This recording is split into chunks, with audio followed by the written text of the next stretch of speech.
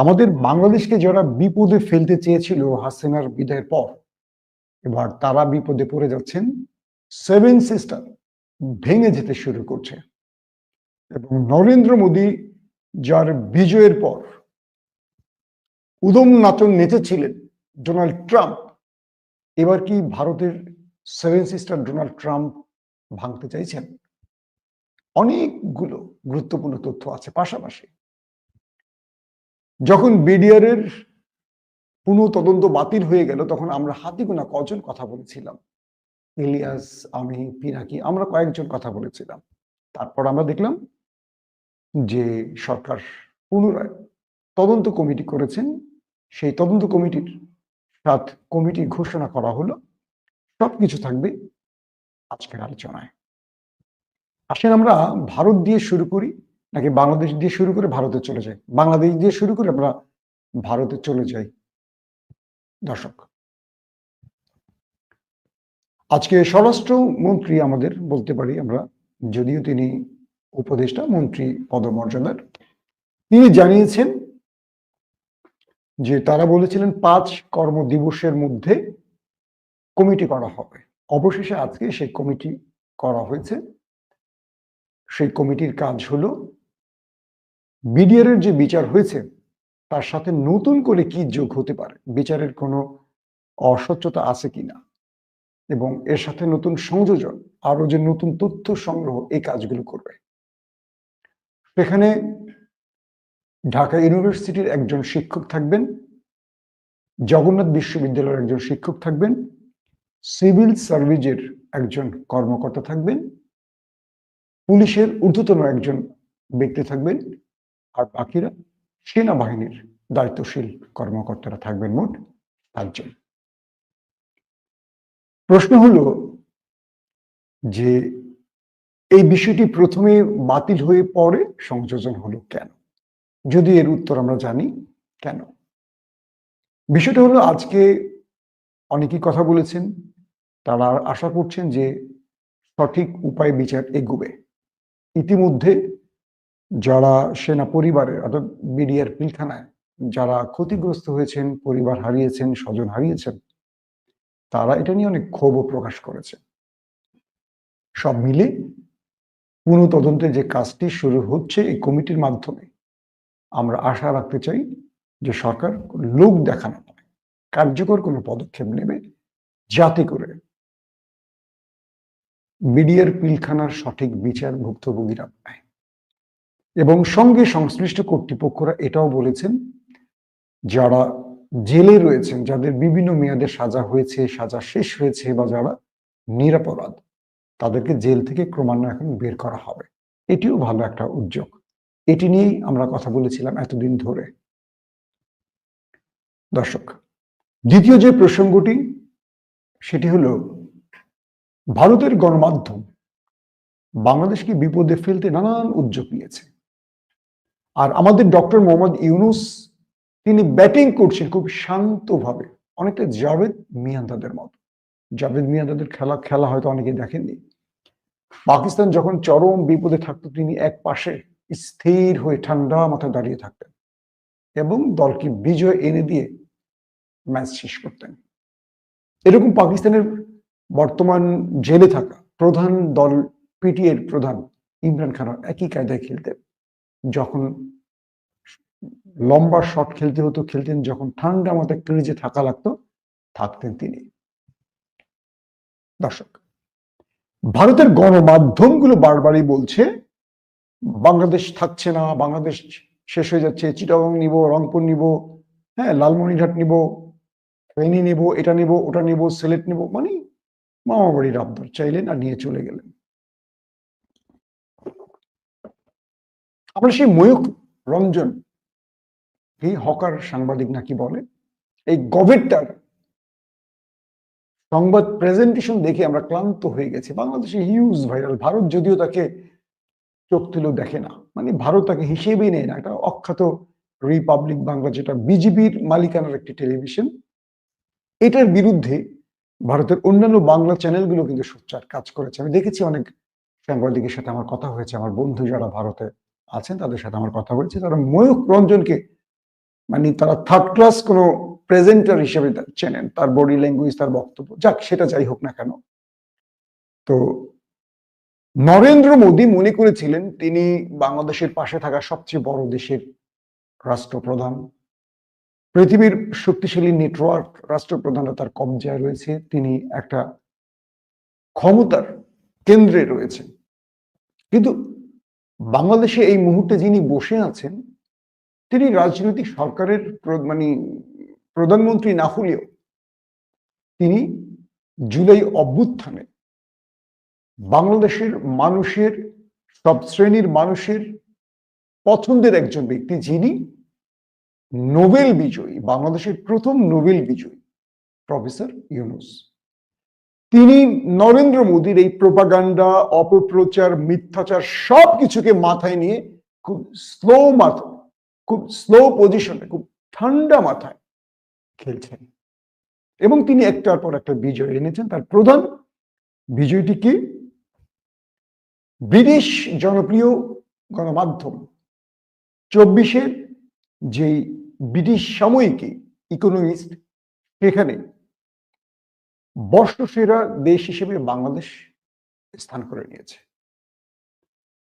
বলছে যে এই বছরে বাংলাদেশ খুব দ্রুত এগিয়েছে, বিশেষ করে অন্তর্বর্তীকালীন সরকার আসার পর, এবং 15 বছর মানুষের উপর যে জগদ্দল পাথর ছিল সেটাকে সরাবার জন্য বাংলাদেশের মানুষ যে সংগ্রামটা করেছে, এটা একটা ইতিহাস। ইকোনমিস্টে আমাদের ইউনূস যে ইন্টারভিউ দিয়েছেন, তিনি বলেছেন যে তিনি তার কাজটা শেষ করবেন এবং তিনি তার পেশায় বা তার কাজে আবারও ফিরে যাবেন। অর্থাৎ রাজনৈতিক কোনো খায়েশ তার নেই, আর তিনি রাষ্ট্রে এই লোভনীয় কাজটিতে নিজেকে জড়িয়ে রাখতে চান না। তার ভালোবাসার জায়গাটা হলো তার পূর্বের পেশায় ফিরে যাবেন। যতদিন তিনি থাকবেন এই দেশের জন্য কিছু করে যাবেন। তো একজন চা বিক্রেতা নরেন্দ্র মোদী আর একজন নোবেল বিজয়ী, একজন বিশ্ববিদ্যালয়ের প্রফেসর, তাদের মধ্যে যে দ্বৈরথ এশিয়ার জন্য উপমহাদেশে যারা দেখছেন তারা মুচকি হাসছেন আর বলছেন একজন চা বিক্রেতা কতদূর যাবে, হতে পারে তিনি বড় রাষ্ট্রের প্রধানমন্ত্রী, কিন্তু মেধা, যোগ্যতা, প্রজ্ঞা ইউনূসের ধারে কাছে তিনি যেতে পারবেন? এটা আমি না, ভারতের গণমাধ্যম বলছেন। অবশেষে কি দেখা গেল? নরেন্দ্র মোদী ইউনূসের কাছে একটার পর একটা পরাজয় স্বীকার করতে শুরু করলেন। খুব চমৎকার স্টাইলে ব্যাটিং করছেন আমাদের ইউনূস, বোলিংও করছেন দুর্দান্ত, ম্যাচ সেরা বোলিং, ম্যাচ সেরা ব্যাটিং। আর অন্যদিকে নরেন্দ্র মোদী পড়ে গেছেন সবচেয়ে বড় বিপাকে। কিভাবে বিপাকে পড়লেন? তিনি মনে করেছিলেন জো বাইডেন তাকে অনেক চাপে রেখেছে, তাই ডোনাল্ড ট্রাম্প, মার্কিন নয়া প্রেসিডেন্ট, তিনি তার বন্ধু মানুষ, তিনি আসলে তিনি তার ইচ্ছে মতো দক্ষিণ এশিয়া কলকাঠি নাড়বেন। এবং আমরা শুনেছি, একদম ক্লিয়ার অডিও লিখে শুনেছি, শেখ হাসিনা তার দলের নেতাকর্মীদের বলে দিয়েছিলেন ডোনাল্ড ট্রাম্পের সাথে সম্পর্ক বৃদ্ধি করো এবং আগামীতে ডোনাল্ড ট্রাম্পের কি বলে রিপাবলিক জিতবে, তোমরা তার সাথে সম্পর্ক বৃদ্ধি করো, সেখানে লগ্নি করো, টাকা দাও, যা যা করতে হয়, যাতে ডোনাল্ড ট্রাম্পের মাধ্যমে পরবর্তী বাংলাদেশে তিনি আবার ইস্টাবলিশ হতে পারেন, ক্ষমতায় বসতে পারেন, আবার মানুষের রক্ত চুষে খেতে পারেন। এবং তিনি বাংলাদেশের ডোনাল্ড ট্রাম্পের বিজয়ের পর একটা মিছিলের কথা বলেছিলেন যে তোমরা ডোনাল্ড ট্রাম্পের ছবি দিয়ে মিছিল করবা, তারপর তোমাদের উপর আক্রমণ হবে, সেটা আমি ট্রাম্পকে পাঠিয়ে দেব, মনে আছে আপনাদের? তো সেই শেখ হাসিনা, যাকে নিয়ে এখন আমি প্রথম এডিশনে যেটা দেখলাম আমার দেশ পত্রিকায়, তিনি দিল্লিকে বলেছিলেন ঢাকা অ্যাটাক করতে। বুঝতে পারছেন কত বড় দেশপ্রেমিক নেত্রী আপনাদের? শেখ হাসিনা, যিনি বাংলাদেশের সব দলকে বলতো ষড়যন্ত্রকারী, সব দলকে বলতো দেশদ্রোহী, পাকিস্তানে চলে যাও, আজ তিনি ভারতে চলে গেছেন, কিন্তু কেউ পাকিস্তানে যায়নি। 15 বছর, 16 বছর, 18 বছর নির্যাতন ভোগ করে কেউ কোনো দেশে যায়নি। নিজের দেশে জেলে থেকেছেন বেগম জিয়া, জামাত নেতা বা সবাই, বিএনপি নেতারা দেশ ছাড়েনি, আওয়ামী লীগেও যোগ দেয়নি। শেখ হাসিনা পালিয়ে গেছেন ভারতে নির্লজ্জের মতো। তো কি হলো? ডোনাল্ড ট্রাম্প নরেন্দ্র মোদীর বন্ধু, এই আশায় শেখ হাসিনা দিল্লিতে বসে অনেক ষড়যন্ত্র করছিলেন ভারতের বর্তমান ক্ষমতাধরদের সাথে মিলে, কিন্তু প্রতিটি বিপদকে একটা একটা করে কাটিয়েছিলেন ডক্টর মোহাম্মদ ইউনূস। কারণ যে বললাম, পৃথিবীর এমন কোন রাষ্ট্রপ্রধান নেই, এমন কোন ক্ষমতাধর ব্যক্তি নেই যাকে ডক্টর ইউনূস টেলিফোন করে 10 সেকেন্ডের মধ্যে কানেক্ট করতে না পারে। ইউনূসের গ্রহণযোগ্যতা, শেখ হাসিনার গ্রহণযোগ্যতা বা মোদীর গ্রহণযোগ্যতা এক টেবিলে রাখলে, এক পাত্রে রাখলে এটা আমাদের ভুল হবে। কোথায় ইউনূস, কোথায় চা বিক্রেতা, কোথায় ফ্যাসিস্ট শেখ হাসিনা? দর্শক, সাম্প্রতিক বিভিন্ন রয়টার্সের আমি কিছু তথ্য দেখলাম, সেখানে বলা হচ্ছে স্টারলিংক, ইলন মাস্ক চেনেন তো, মণিপুর, ভারতের যে 7 সিস্টারের একটি রাজ্য মণিপুর, সেখানে সরকার নেট বন্ধ করে দিয়েছে, কিন্তু ইলন মাস্ক, যিনি ডোনাল্ড ট্রাম্পের একজন ঘনিষ্ঠ বন্ধু, আবার ডোনাল্ড ট্রাম্পের এবার নির্বাচনে একজন মিত্র এবং রাষ্ট্রের গুরুত্বপূর্ণ পদে, মন্ত্রী পদমর্যাদায় দায়িত্ব নিচ্ছে, সে ইলন মাস্ক স্টারলিংকের মাধ্যমে মণিপুরকে নেট সাপ্লাই দিচ্ছে। প্রথম খবর। দ্বিতীয় খবর, মণিপুরের কুকিচিন এবং মেতেই সম্প্রদায়ের যে বিরোধ, এই পর্যন্ত প্রায় 250 থেকে 300-র মতো প্রাণ হারিয়েছে এবং এই সংঘর্ষ থামছে না, বরং সামনের দিকে যাচ্ছে। এবং ইন্টারেস্টিং ব্যাপার হলো যে এই সংঘর্ষের ফলে আপনার মিজোরামের যিনি মুখ্যমন্ত্রী লালদুকুমা, তিনি বলেছেন তারা ভারত ভেঙে একটি স্বাধীন রাষ্ট্র করতে চান। মুখ্যমন্ত্রী লালদুকুমা, তিনি মিজোরামের। এবং আরো ইন্টারেস্টিং ব্যাপার হলো যে ভারত 1 লক্ষের মতো নিরাপত্তা বাহিনী, সেনাবাহিনী সহ পুলিশ, নিরাপত্তা বাহিনী মিলে 1 লক্ষর মতো মাঠে নামিয়ে এখন পর্যন্ত পরিবেশ শান্ত করতে পারছে না। রয়টার্স বলছে ক্ষমতা থেকে চলে যাচ্ছেন কে? মার্কিন বর্তমান প্রেসিডেন্ট, আর আসছেন ডোনাল্ড ট্রাম্প। ডোনাল্ড ট্রাম্প ভারতের 7 সিস্টার ভেঙে দিচ্ছেন, এই প্রশ্ন কিন্তু উঠে আসে। এবং মিজোরাম বলেন, মণিপুর বলেন, সেখানে যে সংঘর্ষ হচ্ছে, সেখানে যেসব অস্ত্র ব্যবহার হচ্ছে, সেই অস্ত্রগুলো রকেট লঞ্চার বলি বা যে মিসাইল বা যেই জিনিসগুলো এখন ব্যবহার করছে, এগুলো অধিকাংশ আমেরিকান অস্ত্র। ভারতের এই যে ইন্টেলিজেন্স, তারা মানুষকে হত্যা করছে, গুম করছে, আমরা র নামে যাদেরকে চিনি, তারা অনেক লম্ফচম্প করেছে, কিন্তু মিজোরামে এই অস্ত্রগুলো কারা দিচ্ছে বিদ্রোহীদের, এটা এখনো কনফার্ম হতে পারেনি।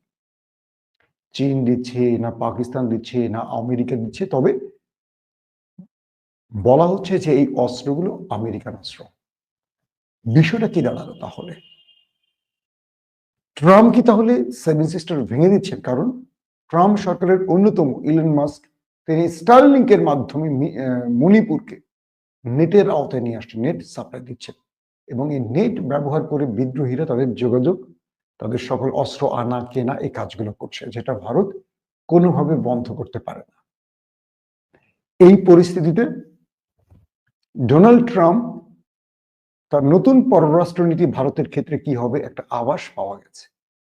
যে নরেন্দ্র মোদী তার বিজয়ে লাফিয়েছিলেন, উদম নাচন নেচেছিলেন, তিনি চুপসে গেছেন। বলা হচ্ছে নরেন্দ্র মোদী ফেল করেছে তার 7 সিস্টার রক্ষায়। এখন পর্যন্ত মণিপুরে যা ঘটছে, সেটা কোনোভাবেই মোদী সরকার কন্ট্রোল করতে পারছে না, এবং সঙ্গে যুক্ত হচ্ছে মায়ানমারের অনেক বিদ্রোহীরা। বলা হচ্ছে মায়ানমার থেকে মণিপুরে ঢুকে পড়ছে অনেক সন্ত্রাসীরা। সন্ত্রাসী বলেন, বিদ্রোহী বলেন, যেটাই বলেন, বা মুক্তিকামী বলেন, যেটাই। ভারত বলছে এই সংখ্যাটা কত আমরা জানি না, কত লোক ঢুকে গেছে অস্ত্র সহ আমরা জানি না। তাহলে ভারত কি পরিমাণ বেকায়দায় আছে বুঝতে পারছেন? এই মুহূর্তে ভারত কোনোভাবেই মণিপুরকে তার কন্ট্রোলে রাখতে পারছে না।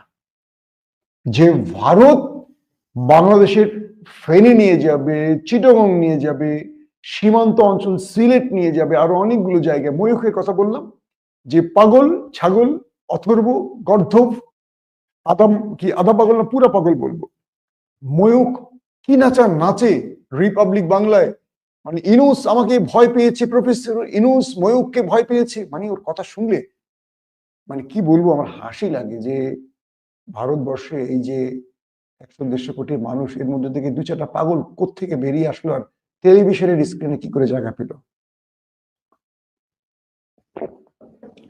তো ময়ূকের নাচন এখন থামবে, তিনি এখন সত্যিকার অর্থে মলম বিক্রি করবেন।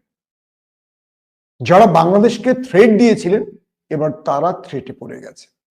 চীন, পাকিস্তান তারা যৌথভাবে বাংলাদেশের সাথে যোগাযোগ রক্ষা করে চলছে এমন তথ্য পাওয়া যাচ্ছে। এবং মানে মার্কিন যুক্তরাষ্ট্রের যদি টার্গেট থাকে তারা 7 সিস্টার ভাঙবেন, এটা রক্ষা করা কঠিন হবে ভারতের জন্য। কারণ নরেন্দ্র মোদী ও শেখ হাসিনার মতো লম্বা সময় ক্ষমতায় থাকায় এবং ভারতকে আরএসএস বা হিন্দুয়ানি বা হিন্দুত্ববাদের যে আখড়ায় রূপ দিয়েছে, এটা ভারতের মধ্যে মানুষের মধ্যে বিভাজন তৈরি করে ফেলেছে এবং তারা বড় রকম টেনশনে আছে এই মুহূর্তে কি করে 7 সিস্টারকে রক্ষা করবে। যদি ভারত শেখ হাসিনা পতিত স্বৈরাচারের পর যে তুমি তো শেষ, বাট ইউনূস সরকারকে আমরা সাহায্য সহযোগিতা করব, বাংলাদেশের সাথে আমাদের সম্পর্ক ডেভেলপ করব, তাহলে বাংলাদেশ নিঃসন্দেহে ভারতকে সাহায্যের হাত বাড়িয়ে দিত। কিন্তু তারা সেটা না করে তারা তো বড়, তারা বড় বলে ছোটকে অবজ্ঞা করতে শুরু করল। তারা বুঝতে পারলো না যে নেপাল, শ্রীলঙ্কা, ভুটানও ভারতকে বৃদ্ধাঙ্গুল দেখে সরে গেছে। বাংলাদেশ তাদের চেয়ে শক্তিশালী নিঃসন্দেহে, কারণ বাংলাদেশের একটা শক্তিশালী সেনাবাহিনী রয়েছে, পৃথিবীতে যাদের যথেষ্ট প্রশংসা করা হয়, মর্যাদার জায়গাটা উপরে। এখন কি দাঁড়ালো তাহলে? 7 সিস্টার যদি আমেরিকার টার্গেট হয় ভেঙে দিবে, এবং যে অস্ত্রের কথা বলা হচ্ছে, যে অস্ত্রগুলো ব্যবহার করছে বিদ্রোহীরা, এবং সেটা ভারত মোকাবেলা করতে পারছে না, এবং যেই সব রকেট লঞ্চারগুলো ব্যবহার করা হচ্ছে এবং যে অস্ত্রগুলো ঢুকছে যার হদিস পাচ্ছে না কারা দিচ্ছে, কোত্থেকে আসছে, কিভাবে আসছে, কোন রাষ্ট্র, তাহলে ভারতের কাছে অনেক তথ্যই নেই। এই যে বাংলাদেশে একটার পর একটা জাহাজ আসছে, কেন ভারত ভয় পাচ্ছে? তাদের ধারণা চীন, পাকিস্তান বা এইসব জায়গা থেকে এই কন্টেনার ভরে অস্ত্র আসছে না তো, এবং তারা একের পর এক মিথ্যাচার করছে যে ভারতের 7 সিস্টার ভাঙার জন্য এইসব জাহাজে অস্ত্র আসছে। সত্য মিথ্যা আমরা জানি না, আমরা জানি এখানে আমাদের পণ্য আসছে, আমাদের নিত্য প্রয়োজনের বা বাণিজ্যিক প্রয়োজনের যে বা গার্মেন্টস শিল্পের জন্য এই পণ্যগুলো আসছে, কিন্তু ভারত অপপ্রচার চালিয়ে যাচ্ছে। এখন তাহলে বিষয়টা কি দাঁড়াচ্ছে? নরেন্দ্র মোদী তার পররাষ্ট্রনীতিতে ফেল করছে। একটা কথা বলেছিলাম, আমেরিকার পররাষ্ট্রনীতি যেই আসুক প্রায় কাছাকাছি। হ্যাঁ, রিপাবলিক আর ডেমোক্রেট তাদের পররাষ্ট্রনীতির ধরন প্রায় কাছাকাছি হলেও কোন কোন রাষ্ট্রপ্রধান যুদ্ধনীতির পক্ষে, বাইরে একরকম, কিন্তু ইস্টাবলিশমেন্ট বলে যে জায়গাটা আছে, মানে মার্কিন ইস্টাবলিশমেন্ট, এরা বরাবরই যুদ্ধের পক্ষে থাকে, কারণ অস্ত্র ব্যবসা দিয়ে আমেরিকা টিকে থাকে এবং আধিপত্যবাদী আমেরিকান আচরণটা পৃথিবীকে দেখাতে চায় তারা। কিন্তু ডোনাল্ড ট্রাম্প এখানে একটু ভিন্ন রকম। তিনি ইসরায়েল প্রেমী হতে পারেন, কিন্তু তিনি যুদ্ধ বিমুখ একজন ব্যক্তি। ইতিমধ্যে হামাসের সাথে ইসরায়েলের যুদ্ধবিরতির আলোচনা একেবারে উপরে আছে, যে কোনো সময় এটা হতে পারে। আবার ইতিমধ্যে দেখেন সিরিয়া ইস্যুতে আমেরিকার কিছু পলিসি, ডোনাল্ড ট্রাম্পের পলিসি আমরা দেখেছি, কিন্তু ভারতের ব্যাপারে ডোনাল্ড ট্রাম্পের এই পলিসিটা আসলে কেমন হবে? কারণ ভারত সবচেয়ে বড় হুমকিতে থাকে 7 সিস্টার ইস্যুতে। আর 7 সিস্টারে যেহেতু লম্বা সময় মণিপুরে এখন বিক্ষোভ চলছে, আন্দোলন চলছে, লড়াই চলছে, মানুষ মারা যাচ্ছে, এবং তাদের কাছে আধুনিক অস্ত্র আসছে, স্টারলিংকের ইন্টারনেট ব্যবস্থা চলে আসছে, ভারত তাদের এখন কন্ট্রোল করতে পারবে না। ভারতের যত চেষ্টাই থাকুক, ভারত যত কাজই করুক, তারা কোনোভাবে এই জায়গায় এখন স্বস্তির নিঃশ্বাস নিতে পারবে না। এখন করণীয়টা কি? বাংলাদেশের করণীয় কি? চীনের করণীয় কি? পাকিস্তানের করণীয় কি? যদি আমেরিকা চায় তারা 7 সিস্টার ভেঙে রাষ্ট্র তৈরি করবে, তাহলে চীন এখানে একমত হয়ে যাবে, বাংলাদেশের পাশাপাশি পাকিস্তানও এক হবে। কিন্তু বাংলাদেশ কি এখন নরেন্দ্র মোদীকে সাহায্যের হাত বাড়াবে? যতই নরেন্দ্র মোদী বাংলাদেশের সাহায্য চায়, কারণ বিগত 5 তারিখের পর ভারত আমাদের সাথে যে আচরণ করেছে, এরপর ভারতকে আমরা বিশ্বাস করতে পারি কোনোভাবে? একেবারেই না। আসেন, অন্যদিকে তারা চেয়েছিল মিয়ানমারের বিদ্রোহীদের বা মিয়ানমারের ফাইটারদের তারা বাংলাদেশে ঢুকাবে, পুশিং করবে এবং আরাকানরা যে নতুন রাষ্ট্র তৈরি করতে চায়, অর্থাৎ রাখাইনের সঙ্গে তো বাংলাদেশের সীমান্ত আছে, তো তারা আমাদের বান্দরবন বা আমাদের কক্সবাজার, টেকনাফ, এই যে জোনটা আছে, সেন্ট মার্টিন, মায়ানমারের প্রতিবেশী আমাদের যে অঞ্চলগুলো, ভারত বাংলাদেশকে একটা প্রেসারে রাখতে চেয়েছিল বা ইউনূস সরকারকে চাপে রাখতে চেয়েছিল, যে রাখাইনের আরাকানদের বলছিল তোমরা একটা রাষ্ট্র প্রতিষ্ঠা করো, এবং সেই রাষ্ট্রটা শুধু রাখাইন নয়, বাংলাদেশের একটা বিশাল ভূমি তোমাদের দাবি করো বা তোমরা ঢুকে পড়ো। আজকেও দেখলাম আমাদের উপদেষ্টারা এই ব্যাপারে সজাগ দৃষ্টি রেখেছেন এবং কথা বলেছেন, বলছেন কোনোভাবেই তারা বাংলাদেশের সীমান্তে তাদের ঢুকতে দেবেন না। এই ব্যাপারে আমাদের বিজেপি এবং আমাদের যাদের প্রয়োজন তারা দৃষ্টি রাখছে এবং সতর্ক অবস্থানে আছে। তো ভারত যে বাংলাদেশকে ভাঙতে বা চাপে ফেলতে আরাকানের বিদ্রোহীদের ব্যবহার করতে চেয়েছিলেন, আজকে দেখেন মিয়ানমার থেকে মণিপুরে ঢুকে পড়েছে অনেকে। আজকে মিজোরামের লালদুকুমা বলছেন কি, মুখ্যমন্ত্রী ভারত ভেঙে যাচ্ছে। ময়ূখ বলেছিলেন গাজওয়াতুল হিন্দ নিয়ে কথা, তিনি বলছেন ইসলামিস্ট জঙ্গিরা প্রস্তুত হচ্ছে গাজওয়াতুল হিন্দের জন্য। ভারত গাজওয়াতুল হিন্দ কি করে মোকাবেলা করবে, এটা ময়ূখের রিপাবলিক বাংলায় আমি দেখেছিলাম শোটা। এগুলো মানুষ পাঠায়, আমার জীবনে ওই রিপাবলিক বাংলায় অন করে দেখা হয়েছে এরকম না, কেউ পাঠিয়েছে আমি দেখেছি এরকম। তো তার বক্তব্য হলো আফগানে তালেবানরা আসছে, পাকিস্তান এই ব্যাপারে প্রস্তুত, বাংলাদেশে মৌলবাদ সরকার মানে প্রফেসর ইউনূসকে মৌলবাদী সরকার তারা আসছে, তার মানে এখন গাজওয়াতুল হিন্দের যে পরিকল্পনা, এটা এই আশপাশের রাষ্ট্রগুলো পরিকল্পনা করছে। কিন্তু আমি বলবো বাংলাদেশ ভারতের সাথে গাজওয়াতুল হিন্দ ইস্যুতে কাজ করছে না। বাংলাদেশ 15 বছরের ফ্যাসিস্ট মুক্ত হয়ে মানুষের অধিকার প্রতিষ্ঠা এখন কাজ করছে, বাংলাদেশের ভেতরে যে সংস্কার এগুলো নিয়ে কাজ করছে। বাংলাদেশের টার্গেট গাজওয়াতুল হিন্দ নয়, এটা সময়ের আলোকে বোঝা যাবে। কিন্তু তারা যে অপপ্রচারগুলো করছে এবং সেই অপপ্রচারে তারা আটকে যাচ্ছে। এখন মিয়ানমার যদি মণিপুরকে, যে মণিপুরে ঢুকে পড়েছে, মণিপুরের বাহিনীর সাথে এখন লড়াই করছে, কুকি এবং মেতিদের যে কনফ্লিক্ট, সেখানে এই বাহিনী ঢুকে পড়ায়, আধুনিক অস্ত্র নিয়ে ঢুকে পড়ায় ভারতের নিরাপত্তা বাহিনী এখন হুমকির মুখে, এবং নিরাপত্তা বাহিনীর উপর একটার পর একটা অ্যাটাক চলছে, এটা তারা মোকাবেলা করতে পারছে না। এবং ভারতের সেনাবাহিনী বলেন, পুলিশ বলেন, তারা কিন্তু মার খেতে শুরু করেছে। সবকিছু মিলে নরেন্দ্র মোদী একটা বড় রকম বেকায়দা আছে এবং 7 সিস্টার ভেঙে যাওয়ার পথে। এখন বাংলাদেশ কি করবে? বাংলাদেশ অবশ্যই তার ভূখণ্ড রক্ষা করবে, সার্বভৌমত্ব রক্ষায় সব কাজ করবে। আমাদের সেনা প্রধান আমেরিকা থেকে সফরে এসে গুরুত্বপূর্ণ কয়েকটা সফর করছেন দেশের ভেতরে, কয়েকটা ক্যান্টনমেন্টে, কয়েকটা কি বলবো জোনে তিনি গেছেন, এবং তার কাছে বিশেষ কোনো বার্তা আছে যেটা আমরা বলতে চাই না। সেই বার্তার আলোকেই তিনি আমাদের সেনাবাহিনীকে সতর্ক রাখছেন, এবং ধারণা করা হচ্ছে চীন সহ আরো কয়েকটি প্রতিবেশী দেশের সাথে সামরিক চুক্তি, বাংলাদেশের নিরাপত্তা চুক্তির ব্যাপারে ডক্টর ইউনূস এবং আমাদের সেনাপ্রধান ওয়াকারুজ্জামান কাজ করছেন। ভারত বাংলাদেশে ঢুকে পড়বে, বাংলাদেশ নেই মানচিত্রে, বাংলাদেশ পাচ্ছি না, এই পকেটে পাচ্ছি না, এই পকেটে পাচ্ছি না, কোন পকেটে বাংলাদেশ, সেই গর্ধব ময়ূখ এখন খুঁজবে হোয়াই 7 সিস্টার। আমাদের 7 সিস্টার কোথায়? ভাঙতে শুরু করছে 7 সিস্টার। তুমি মণিপুর শান্ত করছো না, পারছো না।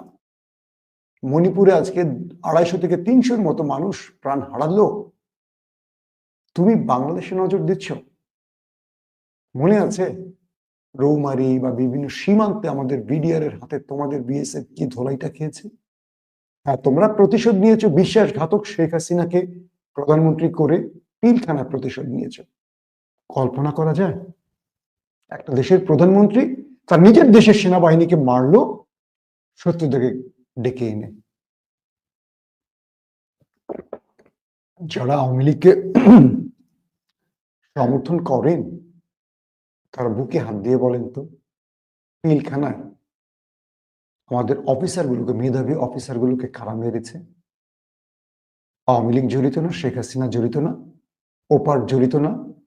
যদি জড়িত হয়, প্রত্যেকের তথ্য তো বেরিয়ে আসছে, যদি জড়িত হয় কি করে সম্ভব নিজের দেশের সেনাবাহিনীকে শত্রুর দেশের সেনাবাহিনীকে দিয়ে মারা হলো?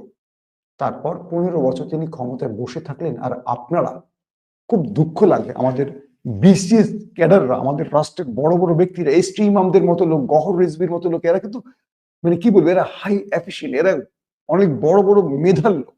এই লোকগুলো কেবল ব্যক্তিগত লাভের জন্য, ব্যক্তিগত অ্যাকাউন্ট ভারী করতে, সাবেক সেনা প্রধানরা, এরা খুব ব্রিলিয়েন্ট অফিসার ছিলেন, এরা শেখ হাসিনাকে টিকিয়ে রেখেছিলেন। পিলখানায় সবাই জানে যে ওপার থেকে ষড়যন্ত্রকারীরা এপারে এসে আমাদের পিলখানা, আমাদের মেধাবী অফিসার গুলোকে বেছে বেছে মেরেছে। কিভাবে মেরেছে, তাদের স্ত্রীদেরকে কিভাবে অত্যাচার করেছে, আমাদের সন্তান, আমাদের দেশপ্রেমিক সেনাদেরকে, আমরা যাদেরকে আমরা হাতে স্পর্শ করতে পারলে চুমু দেই, তাদের লাশ বুড়িগঙ্গায় ডোবাতে পাওয়া গেছে, ড্রেনের ভেতরে পাওয়া গেছে। এর চেয়ে ব্যথার, এর চেয়ে কষ্টের কি হতে পারে বলেন? আর 15টা বছর আমরা কিভাবে নীরব থেকেছি, আমাদের সেনাবাহিনীগুলো কিভাবে শেখ হাসিনার তাবেদারি করেছে। ব্যক্তিগত লাভ, ওই যে তাদেরকে হাউজিং প্রকল্প দিয়েছে, রাস্তা সড়ক এটা সেটা, এক একটা সেনা অফিসার হাজার হাজার কোটি টাকার মালিক হয়ে গেছে। কয়েকজন অফিসার মালিক হয়েছেন। মানে আমাদের সামরিক বাহিনীর সদস্যরা কি খুব বেশি লাভবান হয়েছে? ওই যে অফিসাররাই সব লুটে খেয়েছে। এক তারেক সিদ্দিকী কি পরিমাণ মানুষকে হত্যা করেছেন, কিভাবে রাষ্ট্রটাকে ধ্বংস করার পরিকল্পনা করেছেন শেখ হাসিনার সাথে। আজকে এই কথাগুলো ভাবতে আমাদের লজ্জা লাগে। এই শেখ হাসিনাকে আমরা বঙ্গবন্ধুর কন্যা বলি, এই শেখ হাসিনাকে আমরা পূজার আসনে বলাই, আমরা পার্লামেন্টে তাকে নবী বলতে শুনি, অনেকে নবী, তাকে হজরত উপাধি দিতে চান। যে দেশে এত নির্লজ্জ, এত নষ্ট হওয়া লোক থাকবে, সেই দেশ কখনো দাঁড়াতে পারবে না। আজকে ইউনূস সরকার ক্ষমতায় বসার পর আমরা বুঝতে পারছি কতটা ভদ্র ব্যক্তি আমাদের দেশে ছিলেন, অথচ আমরা তাদেরকে দূরে সরিয়ে রেখেছি। আমি চাই ইউনূস সরকারের মতো ব্যক্তিরা আরো লং টাইম ক্ষমতা থাকুক, প্রয়োজন নির্বাচন হোক, ইউনূসকে বসানো হোক এমন জায়গা যারা রাষ্ট্রকে রক্ষায় কাজ করতে পারবে। আমার সেনাবাহিনীর ভাইরা, পুলিশের ভাইরা, বিসিএস এর মেধাবী মেধাবী লোকগুলো, এই রাষ্ট্রকে, রাষ্ট্রের হাই অফিসিয়ালরা যারা সর্বাধিক মেধাবী লোক, তারা সব বিক্রি হয়ে গেলেন শেখ হাসিনার কাছে ব্যক্তিগত লাভের জন্য। আর আমাদের ছাত্ররা বুকের তাজা রক্ত দিয়ে ছাত্র জনতা এই দেশটাকে আবার স্বাধীন করলো। সেই লোকগুলো আবারও ষড়যন্ত্র করছে, সেই লোকগুলো আবারও ষড়যন্ত্র করছেন। ওপার থেকে হাসিনা ফোন কল করছে, আবার একদল এখানে বসে এখন আবার গুম ক্লিং অপারেশন চালাচ্ছে, এগুলো শুরু করছে। তার মানে বাংলার ইতিহাসে মীর জাফর শুধু সিরাজউদ্দৌলার পাশেই ছিলেন না, বাংলার ইতিহাসগুলোর প্রতিটি পাতায় পাতায় মীর জাফররা বসে গেছে। আর সেই মীর জাফরদের বিরুদ্ধে আজকে আমরা লড়াইটা চালাচ্ছি। যতক্ষণ বেঁচে আছি এই লড়াইটা চলবে আমাদের, এবং এই লড়াইতে আপনাদের আমাদের পাশে থাকতে হবে।